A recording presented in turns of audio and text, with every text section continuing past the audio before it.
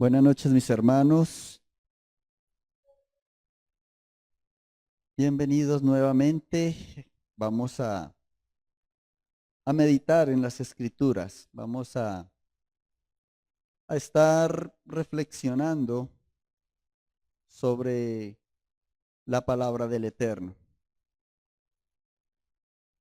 Y yo lo invito a que abra su Biblia en el Evangelio según San Mateo y vamos a leer una porción un poquito larguita, como unos 15 versículos, para que demos el contexto. Mateo capítulo 12 y vamos a leer desde el versículo 9 al 25.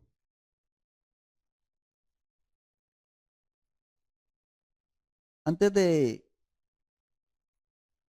Mateo capítulo 12, versículo 9 al 25. Antes de iniciar la lectura, quiero hacerles la anotación de que los subtítulos que tienen cada capítulo no están en los textos originales. Y esos subtítulos lo que producen en nuestra mente es como separar el texto.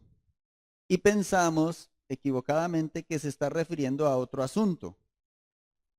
Leemos un subtítulo, cuando hay corte, nuestra mente inmediatamente hace el cambio o el clic y como que empieza otra escena, otra situación. Eso no es real. Eso solamente es causado por la lectura y por nuestro cerebro. Entonces, vamos a leer porque este es un solo pasaje, un solo acontecimiento secuencial. Dice el versículo 9 de Mateo capítulo 12. Pasado de allí vino a la sinagoga de ellos. Allí ya se encuentra el Señor en la sinagoga. Y aquí había allí uno que tenía seca una mano. Y preguntaron a Yeshua para poder acusarle: ¿es lícito sanar en el día de reposo? Él les dijo: ¿qué hombre habrá de vosotros que tenga una oveja y si ésta cayere en un hoyo en día de reposo, no le echa mano y la levanta? Pues, ¿cuánto más vale un hombre que una oveja? Por consiguiente, es lícito hacer el bien en los días de reposo. Entonces dijo a aquel hombre: extiende tu mano. Y él la extendió y le fue restaurada sana como la otra. Y salidos los fariseos tuvieron consejo contra Yeshua para destruirle.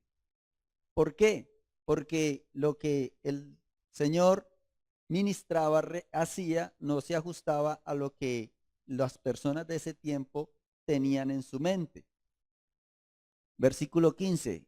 Sabiendo esto, Yeshua se apartó de allí y le siguió mucha gente y sanaba a todos y le encargaba rigurosamente que no le descubriesen, para que se cumpliese lo dicho por el profeta Isaías cuando dijo: he aquí mi siervo a quien he escogido, mi amado, en quien se agrada mi alma, pondré mi espíritu sobre él y a los gentiles anunciará juicio. No contenderá ni voceará, ni nadie oirá en las calles su voz. La caña cascada no quebrará y el pabilo que humea no apagará, hasta que saque a victoria el juicio, y en su nombre esperan los gentiles. Aquí está haciendo referencia, como el mismo texto lo dice, a Isaías. Y allí sigue el texto. Entonces fue traído, es la misma escena, fue traído a él un endemoniado ciego y mudo, y le sanó, de tal manera que el ciego y mudo veía y hablaba. Y toda la gente estaba atónita y decía: ¿será este aquel hijo de David? Mas los fariseos al oír decían: este no echa fuera a los demonios, sino por Belcebú, príncipe de los demonios. Versículo 25.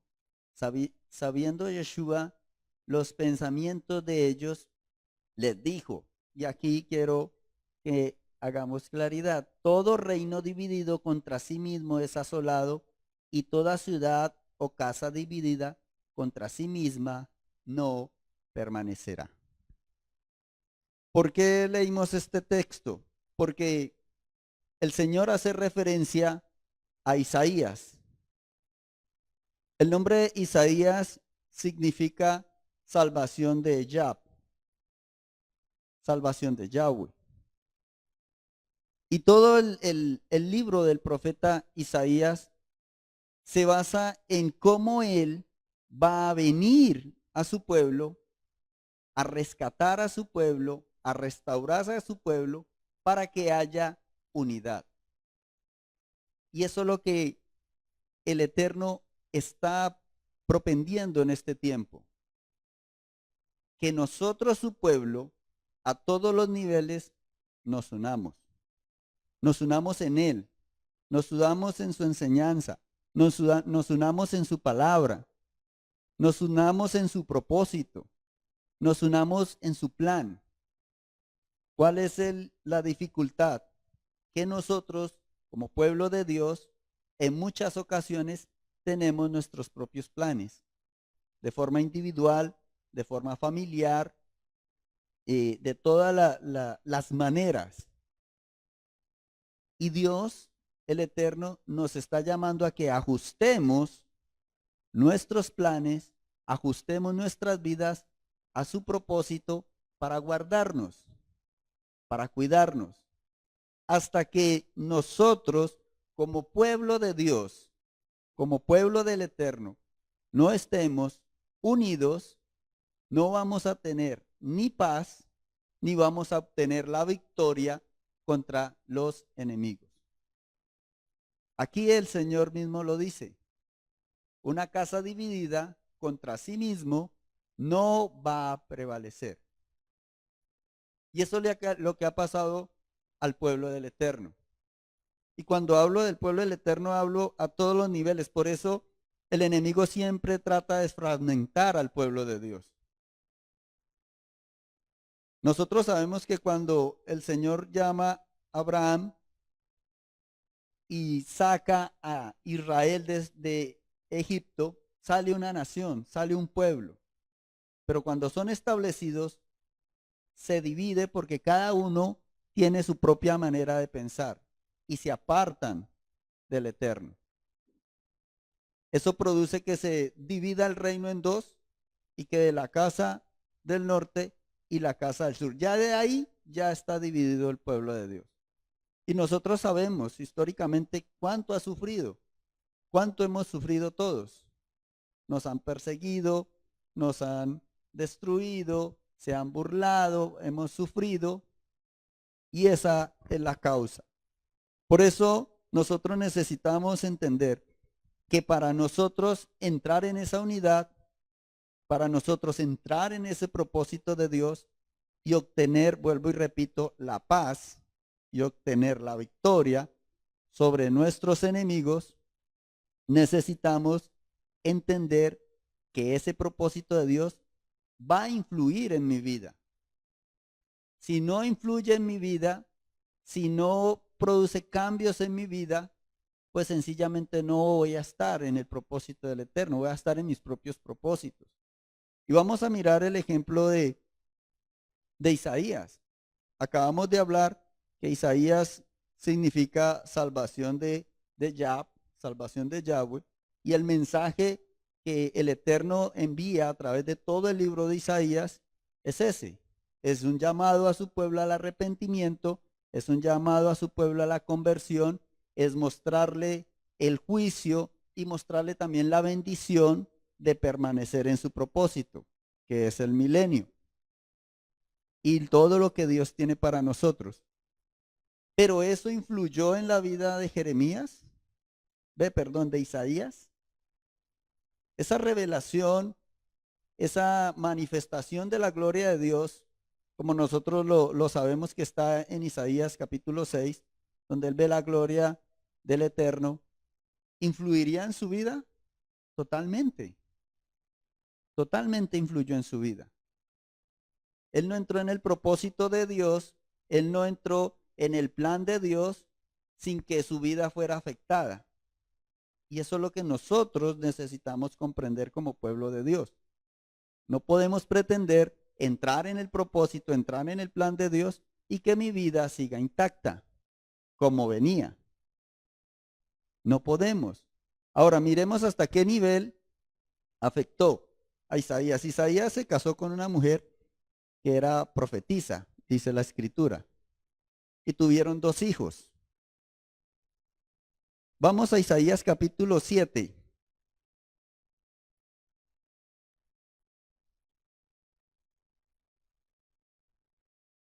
Isaías capítulo 7, versículo 3. Dice, llegamos Isaías capítulo 7, versículo 3.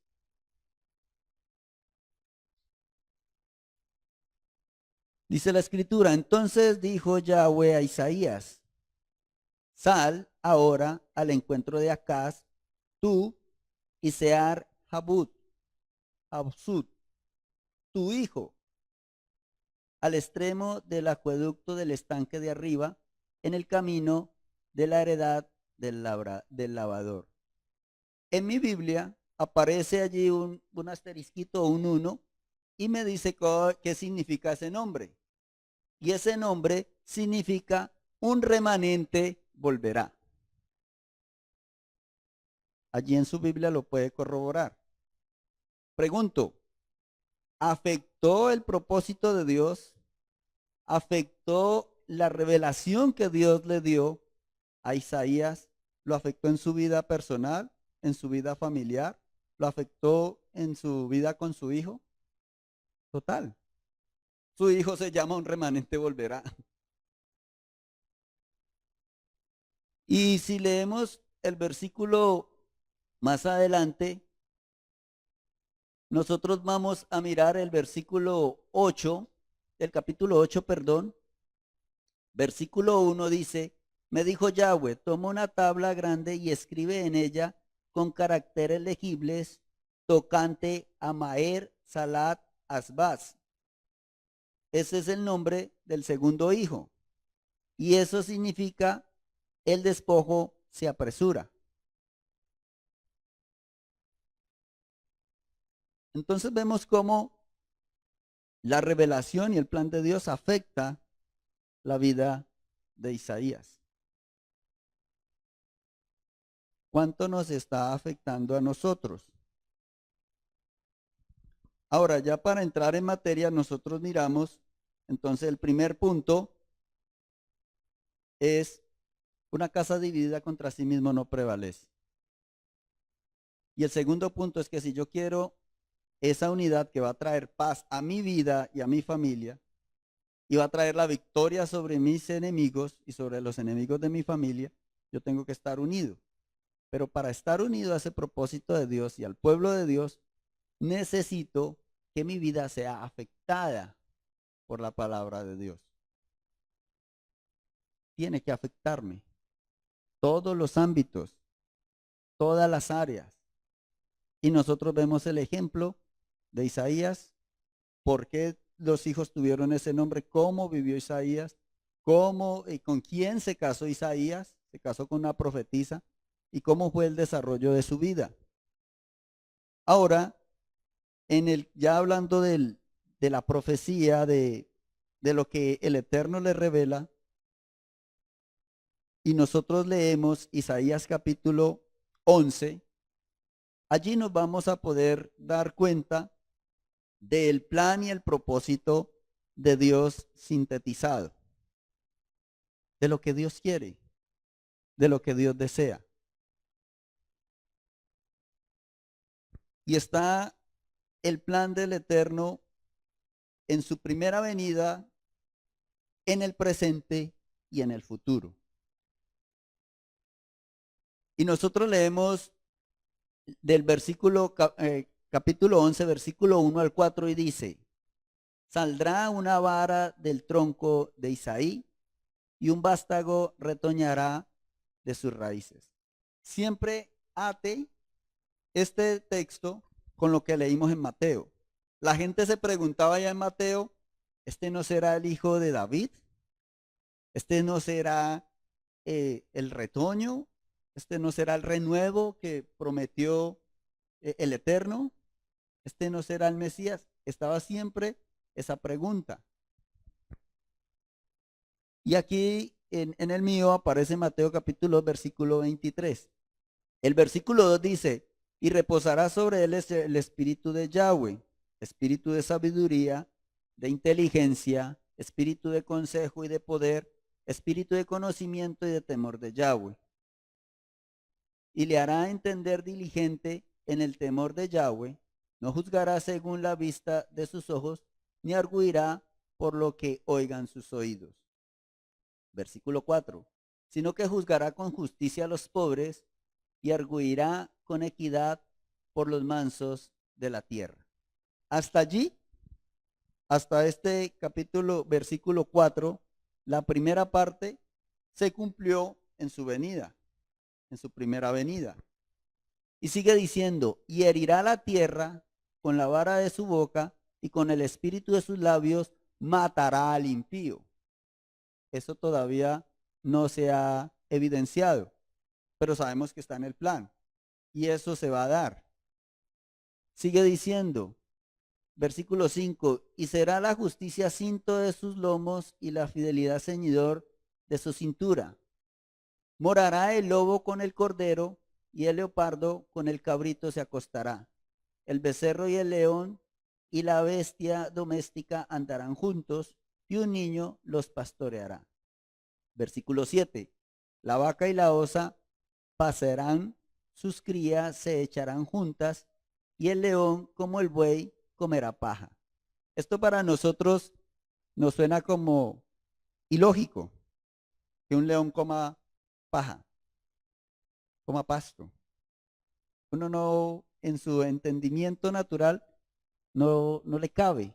Nosotros creemos que el sistema digestivo, los dientes, todo está diseñado para comer carne. Pero ¿qué sucede? Ese no es el plan de Dios. Ese nunca fue el plan de Dios. Nunca fue diseñado el león por parte de Dios para que comiera carne. Si nosotros leemos en Génesis, al principio de la creación, dice que todos comerán hierba verde. No habían animales carnívoros en el principio. Todo aquí nos está hablando de la restauración, que va a llegar un momento en que el plan de Dios, como al principio, va a ser restaurado. Ahora, mi pregunta es, ¿queremos hacer parte de ese reino? Amén. Gloria al Eterno. Entonces, ¿qué estamos dispuestos a hacer y a entregar para poder participar de ese reino? Esa es la pregunta. Porque somos pueblo de Dios, pero ¿qué tanto estamos dispuestos a hacer y a entregar para alcanzar ese reino? Nosotros conocemos que los principios del reino del Eterno son totalmente opuestos al mundo. Pero queremos llevar estos principios del mundo al reino del Eterno. Y eso no va a ser posible. No va a ser posible. Entonces sigue diciendo el plan de Dios, versículo 9. No harán mal ni dañarán en todo mi santo monte, porque la tierra será llena del conocimiento de Yahweh, como las aguas cubren el mar. Allí todos vamos a conocer a Yahweh, llenos del conocimiento de Yahweh. Y sigue diciendo, versículo 10, acontecerá en aquel tiempo que la raíz de Isaí, la cual estará puesta por pendón a los pueblos, será buscada por las gentes y su habitación será gloriosa. Allí vemos entonces cómo va a ser el milenio. Todos van a buscar al Señor. Todos van a buscar a Yeshua. Todos van a tener conocimiento de quién es Él, de qué le agrada. Pero Él no es el que va a enseñarles directamente. Para eso está su pueblo. Para eso está usted y para eso voy a estar yo. Para enseñar, para llevar, para guiar, para instruir. Dice el versículo 11, esto es lo del futuro. Ya miramos el presente, aquí ya miramos el futuro. Y aquí empieza el presente. ¿Qué es lo que tenemos que hacer? ¿Qué es lo que usted y yo debemos de hacer? Versículo 11. Asimismo acontecerá en aquel tiempo que Yahweh alzará otra vez su mano para recobrar el remanente de su pueblo que aún quede en Asiria, Egipto, Patros, Etiopía, Elán, Sinar, Amad y en las costas del mar. Allí que está haciendo referencia a todos los puntos estratégicos que era el extremo del mundo en ese tiempo. Va a recoger un remanente, dice. Y sigue diciendo, versículo 12, y levantará pendón a las naciones y juntará los desterrados de Israel. Y nosotros sabemos que Israel es todo el pueblo de Israel y a veces también Israel es la casa de Efraín. En este caso, todos. Y dice, y reunirá a los esparcidos de Judá de los 4 confines de la tierra. Está hablando de las 2 casas. Y ahí es donde nosotros necesitamos comprender. Estamos hablando de el Antiguo Testamento en referencia al Nuevo Testamento. Nosotros no podemos ligar el Nuevo Testamento como si fuera otra cosa. Allá la gente que oía al Mesías se preguntaba, ¿no será este el hijo de David? ¿No será este el retoño de la raíz de David? ¿No será este el Mesías? Lo mismo que está diciendo aquí el Señor a través de su profeta. Allá el mismo Señor dice, como dijo el profeta Isaías, lo mismo que dijo aquí. No podemos desligar las 2 cosas. Y allá el Señor dice, una casa dividida contra sí misma no prevalece. Y aquí está hablando de que va a unir las 2 casas, de que va a unir a su pueblo en uno solo. Es exactamente lo mismo. El Señor no iba a hablar de otra cosa, siendo Él la palabra encarnada de Yahweh. No puede. San Juan capítulo 1 dice que el verbo se hizo carne y habitó entre nosotros. Y su nombre es Yeshua. ¿Cómo él iba a decir cosas contrarias a lo que ya había dicho si él es esa palabra del Antiguo Testamento encarnada? No puede. Sigue diciendo, y esto se pone más glorioso, versículo 13, y se disipará, y aquí ya los menciona por nombres, para que no pensemos que son ideas y que pronto, que no, que sí, que qué significará. Allí mismo lo dice el versículo 13, y se disipará la envidia de Efraín, la casa de Efraín, y los enemigos de Judá serán destruidos. Y mire lo que va a suceder. Hasta que esto no suceda no puede haber unidad. Dice, Efraín no tendrá envidia de Judá, ni Judá afligirá a Efraín. O sea, ya las luchas entre las 2 casas no va a ser más. Ya eso va a desaparecer. Cuando eso desaparezca, dice el versículo 14, sino que volarán sobre los hombros de los filisteos al occidente, saquearán también a los de oriente. Edom y Moab les servirán y los hijos de Amón los obedecerán. Durante toda la historia bíblica y cronológica de las naciones, estas naciones que son parientes del pueblo de Dios, recordemos que Edom es Esaú, el hermano de Isaac.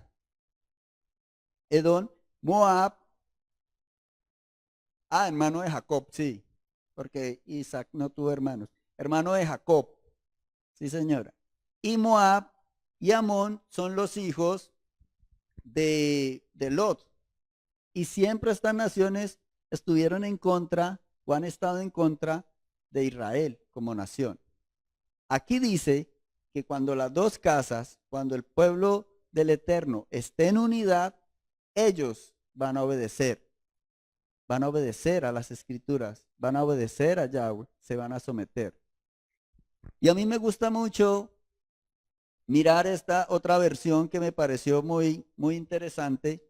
Yo la voy a leer, si quieren ustedes la pueden buscar en, en internet o si la tienen. La Biblia de las Américas, hablando del versículo 14, dice de la siguiente manera: y ellos se lanzarán sobre el costado de los filisteos al occidente, juntos despojarán a los hijos del oriente, Edom y Moab estarán bajo su dominio, y los hijos de Amón le estarán sujetos. ¿Qué dice el texto? Que juntos las dos casas van a triunfar sobre los filisteos. ¿Quiénes son los filisteos? Los enemigos de toda la vida del pueblo de Dios. Queremos la victoria. Yo sé que de pronto nosotros hemos tenido enemigos no tanto físicos, pero sí espirituales. Cosas que han estado allí y se lucha y se lucha y se lucha y se lucha contra eso y no podemos vencer. ¿Por qué? Esta es la razón. La Nueva Traducción Viviente, hablando del versículo 14, dice de la siguiente manera: unirán sus fuerzas para caer encima de Filistea al occidente.